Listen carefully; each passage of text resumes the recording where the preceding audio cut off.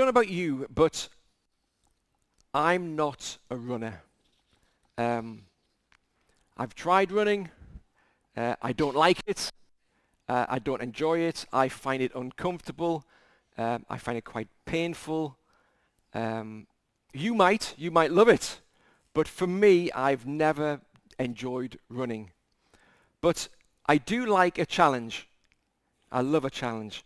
And last year, I was asked by some folk at work if we would do the Macmillan Mighty Hike. Have you heard of that? The Macmillan Mighty Hike.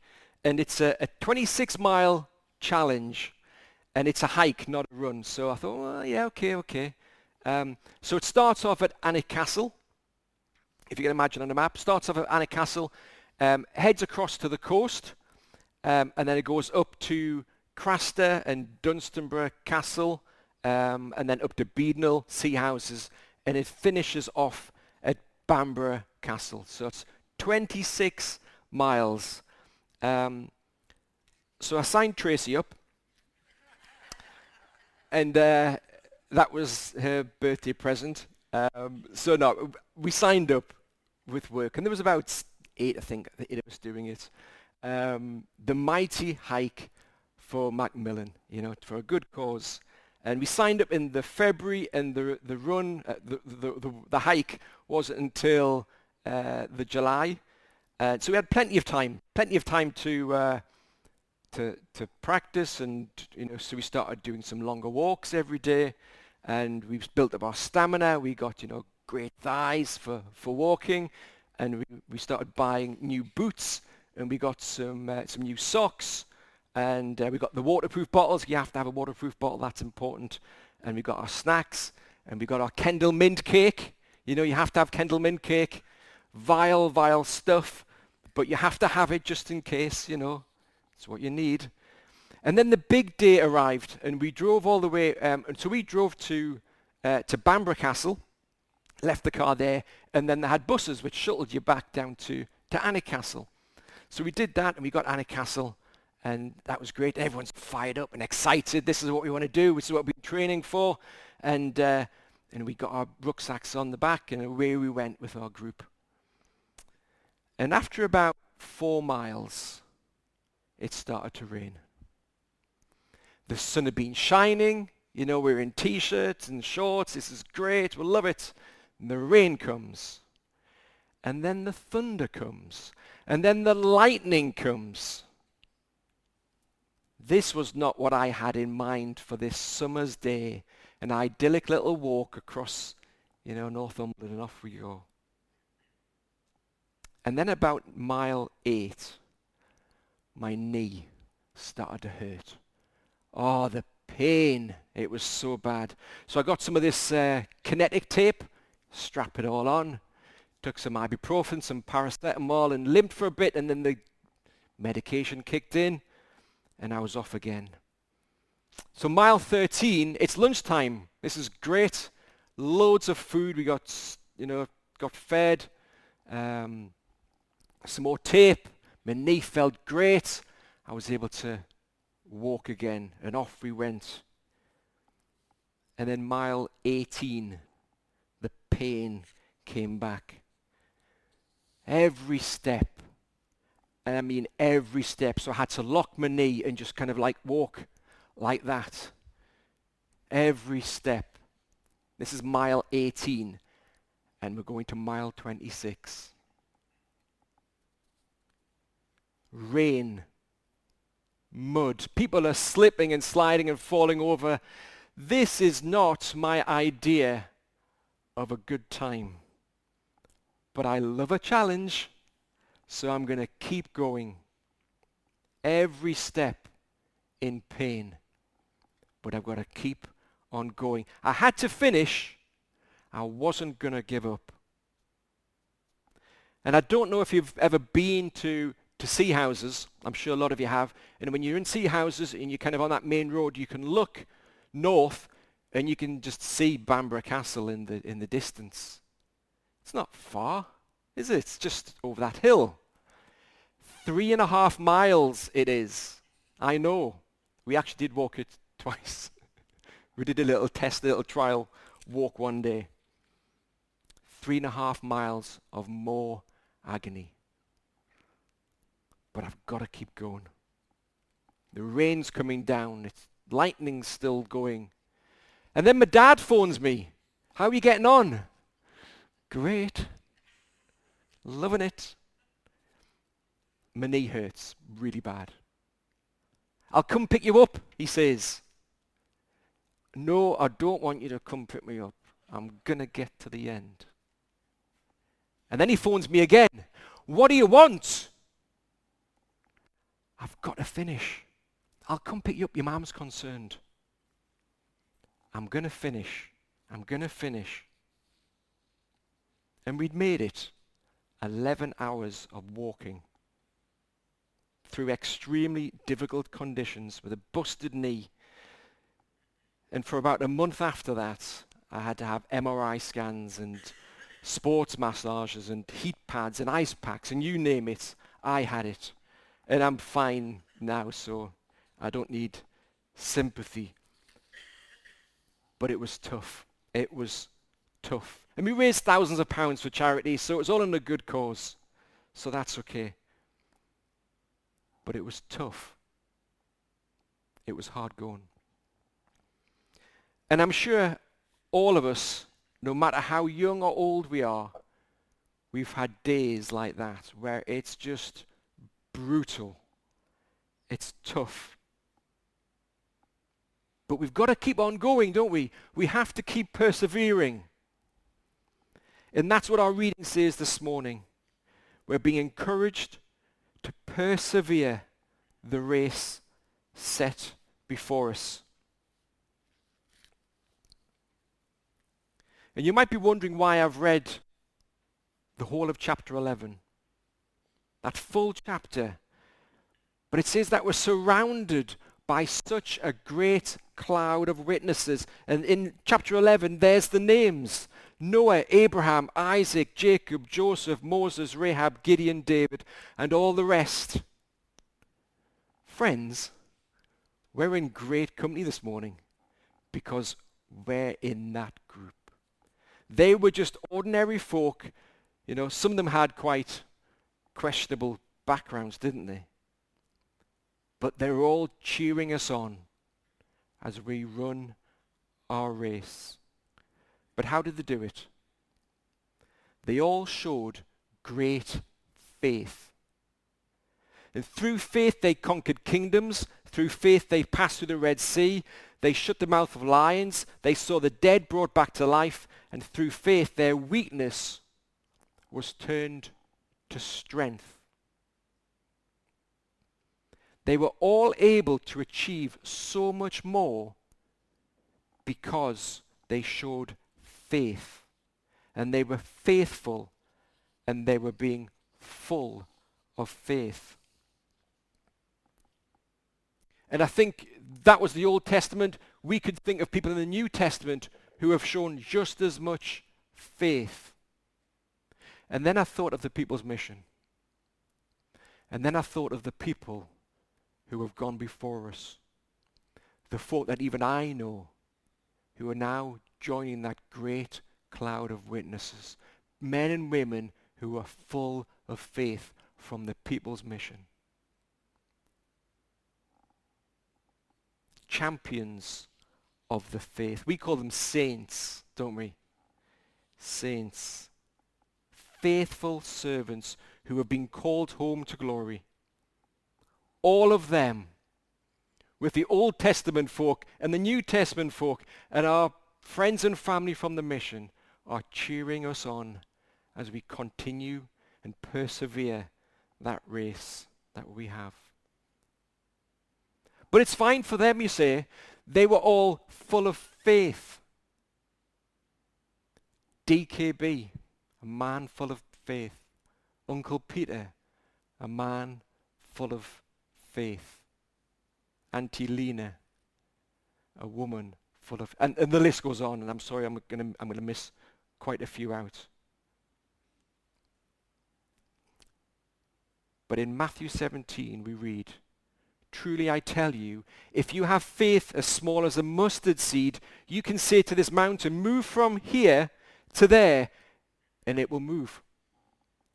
Nothing will be impossible for you. And I was going to bring a mustard seed, but I lost it because it was so small. Faith as small as a mustard seed. We don't need to be a 10 out of 10 on the faith scale. Just a 3 or a 4 will do. But that's all we're called. Just be faithful. You know, as Christians, we're not wanderers. We don't just wander through life, seeing where the wind blows. I think I'll go over here. I think I'll go over there. That's not what we do as Christians. We're not tourists, just sightseeing. Oh, that's very nice. We're on a mission. We're pilgrims. We have a destination and we have a journey. Every day we must press on with that journey. But as we all know, sometimes there's a few bumps in the road. It's not always easy, is it? It's not always that sunshine and meadows that we hope for. Jeremiah 29 says, "For I know the plans I have for you, declares the Lord. Plans to prosper you and not to harm you. Plans to give you a hope and a future." No matter how hard life gets, we have a hope in Jesus. We're going to have storms in life. We're going to bend quite a bit sometimes as the wind blows us. But we don't face them alone, do we? Do you remember that great old Boys Brigade hymn, "Will your anchor hold through the storms of life?" Steadfast and sure, while the billows rolled, fastened to the rock which cannot move, grounded firm and deep in our Saviour's love. We have an anchor this morning. He's a rock. We don't need to just bend. We need to be rooted in God. He is our anchor. And if you're not, when life gets tough, I don't know how you're going to manage. This year I've been to a few funerals. Unfortunately, they were all Christians. They all followed Jesus. But at every single one I've said to folk, how do non-Christians get through life? How do they get through stuff like this?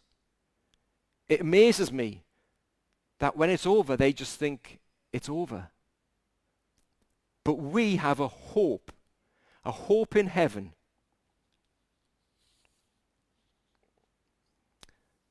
We've just got to keep on going. We've got to cling to him for his love, cling to him for his mercy, cling to him for his grace. I'm sure you've all been watching the Olympics, yeah? It's on BBC One, like 24/7 at the minute. There's a young girl, she's 16 years old, called Sky Brown, and she's at the Olympics now, and she's a skateboarder. Now, I'm sure none of you are big fans, or maybe you're big fans of skateboarding. She won bronze at the age of 13 in Tokyo 3 years ago. And she's had all sorts of injuries you can imagine. She tore her collarbone, and she's fractured her skull and bust her knee. And then a week before Paris, so just a few weeks ago, she dislocates her shoulder and it pops out. Okay? And she's competing a week later in the Olympics. So she's on a skateboard. She's out there. She's done it. She's on a skateboard, 16 years old, and she's skating around this park doing tricks and jumps and all sorts. And she falls, and her shoulder pops out again. And she gets up, and she pops it back in, and she continues and she wins a bronze medal again at the Paris Olympics. When it's tough, when it hurts, this 16-year-old girl just got up and kept on going. I'm concerned about time now. And let us run with perseverance the race marked out before us. I'm sure if I ask any of you this morning what you're suffering, what is your pain, you'll all have an answer, yeah? I've got one. My stomach sometimes gives me a bit of jip. But for you, it might be your back. I've had a bad back before. You know, I know when I try and put my socks on in the morning, it's a bit, oh dear me, that's a bit more further than I used to have to go before. Oh, that hurts. Is that what it's like? It's all right for these youngsters, isn't it? You know, they're young and fit. But we are encouraged to keep going with perseverance. You know, when I did that Macmillan Mighty hike, I think it was stubbornness more than anything that I was just going to keep on going. Even though my mum was concerned for us, I had to keep on going to get that medal, to get that t-shirt, and to cross that finishing line. The journey that we're on isn't about wandering, hoping to bump into someone to give them a Gideon Bible. There you go, oh, bumper. God has a plan for each one of us. There's a plan, and it's marked out. There's a course. I had little red and white flags or bunting to show me that's the way to go. Keep going. We have a path marked out for us. Don't wander about in our Christian walk. There is a job to be done and there is a journey to go on. If you walk from Trow Rocks all the way to Whitburn, there is a barrier, and it's about 2 feet off the ground. And it's there to protect us, isn't it? It protects us as we walk along that cliff edge to stop us falling off, rightly so. But it doesn't stop us from enjoying the scenery. It doesn't stop us, enjoying the time with our friends. It doesn't stop us from just having a good time, but it's there to protect us. And this is our protection. This is our map. This is our sat-nav, and it's got the bumper bars, and it's got the roll cage, and it's got the airbags that we need in life to protect us. If we're not reading God's word, we're going to fall off that cliff. We need to be in God's word. It's our manual. It's our compass. But we have to fix our eyes on him, because when the pain comes, it's going to be so easy to quit. Fixing our eyes on Jesus, the pioneer, which means that he's gone before us, and the perfecter of faith. Now we all know the song, turn our eyes upon Jesus, look full in his wonderful face, and the things of earth, they'll just grow strangely dim in the light of his glory and grace. We fix our eyes on Jesus.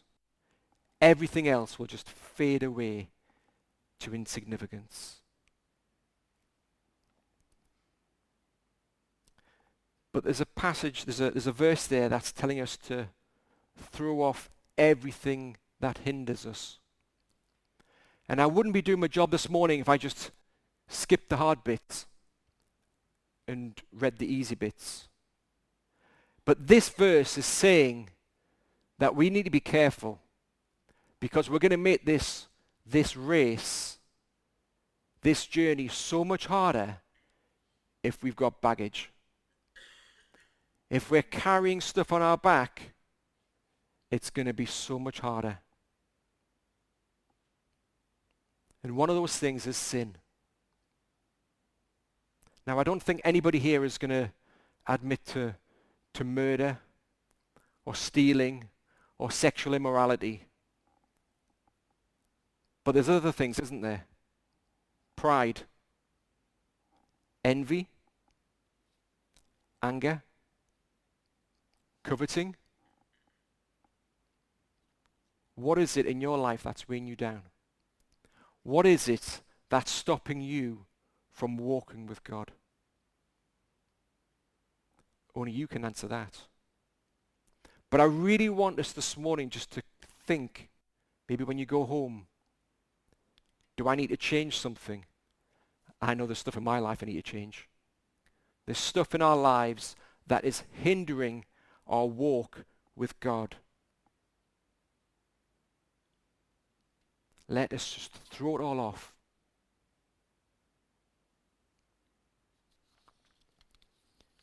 I'm sure we've all heard the phrase blood, sweat and tears, haven't we? It's all about hard work and hard graft. Get your hands dirty. Work till you're sweating. And yes, sometimes tears come. And we cry. The pain is so hard. It might be losing a friend or a partner. Maybe somebody said something so hurtful to you that it's made you cry. Maybe your health isn't great. Just to get here this morning, you've really had to try hard. It might be physically or mentally or emotionally or spiritually. Maybe you're not in great shape after all. The hard work can lead to injury, can't it? Where you physically hurt yourself. And I think it was Churchill who said, I have nothing to offer but blood, toil, sweat and tears, victory at all costs, victory in spite of all terror, victory however long and hard the road may be. Quite a speech, I would say to myself. But there is a blood that was shed for you and for me this morning. A blood that is greater than yours or mine or Churchill's. A blood that washes away all sin. So if something's hindering you this morning, go to Jesus. Ask for forgiveness. He will wash away your sin. And if we want an example of pain and suffering, just look to the cross. Look to the cross and see what he did for you and me.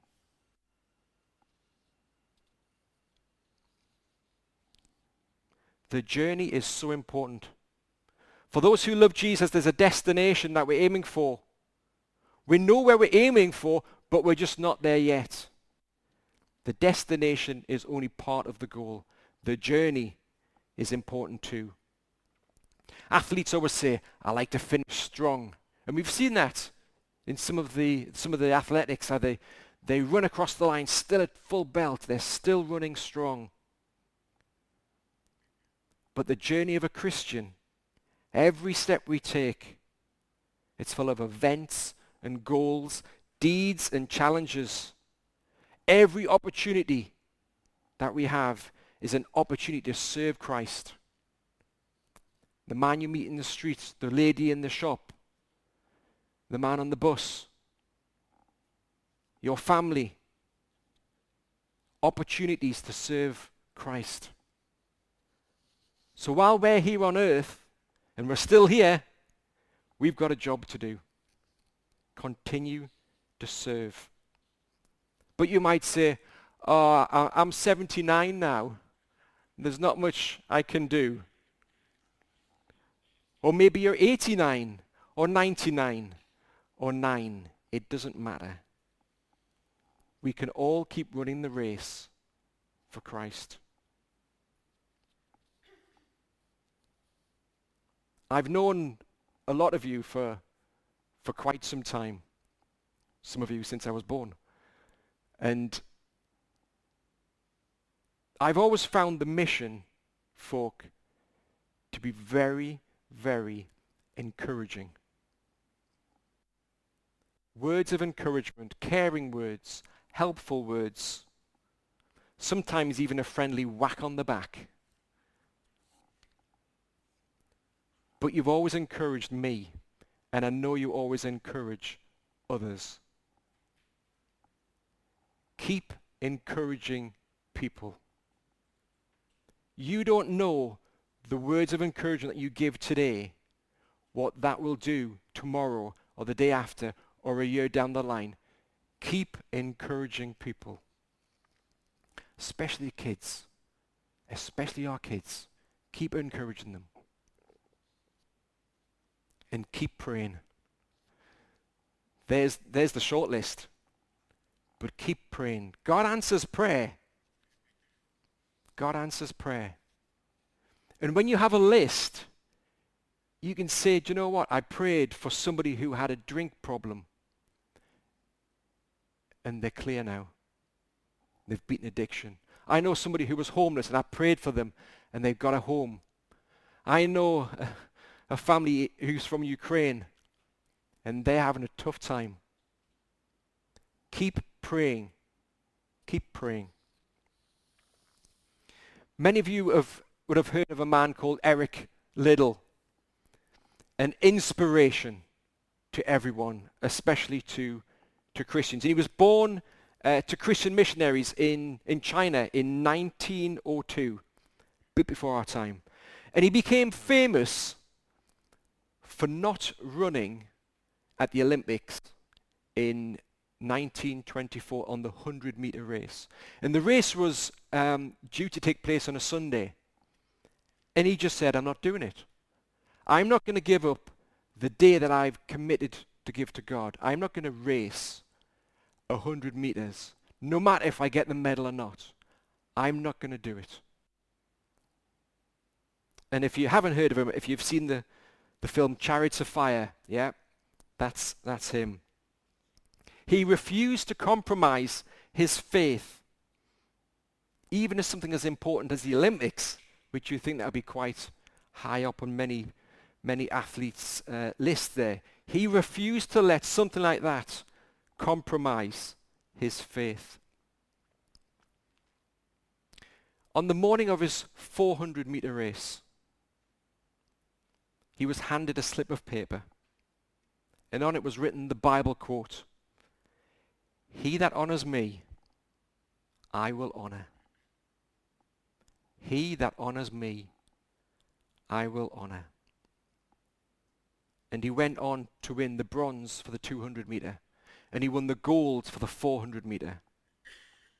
And he could have gone on to be an amazing athlete, but instead he went back to China to become a missionary like his parents. And then in 1943 he was imprisoned in a Japanese camp. But even under those terrible conditions, he persevered and he kept on going. He kept running the race. And he helped the elderly and he helped the ill. And he served in that prison camp. In 1991, the University of Edinburgh, they put up a memorial headstone back at on the site of that prison camp. And they wrote these words from Isaiah. "They shall mount up with wings as eagles. They shall run and not be weary." You know, friends, we're all on a mighty hike. But it's just not trudging through the rain in Northumberland. We're on a mighty hike for the King of Kings and the Lord of Lords. Sometimes the weather is great and our life is quite enjoyable, the sun is shining, but other times it's rain, it is mud, it's thunder and lightning, and it's tough.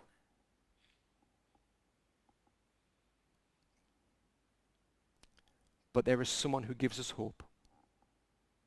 He gives us the fight to keep on going, and that someone is Jesus. And I hope and pray every single one of us this morning has Jesus in our life, the pioneer and the perfecter of faith.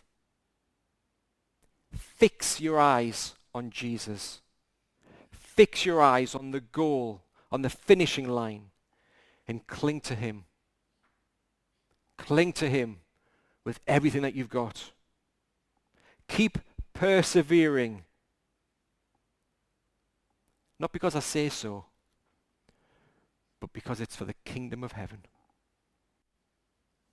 We're surrounded, aren't we, by this great cloud of witnesses, Old Testament, New Testament, saints of the mission.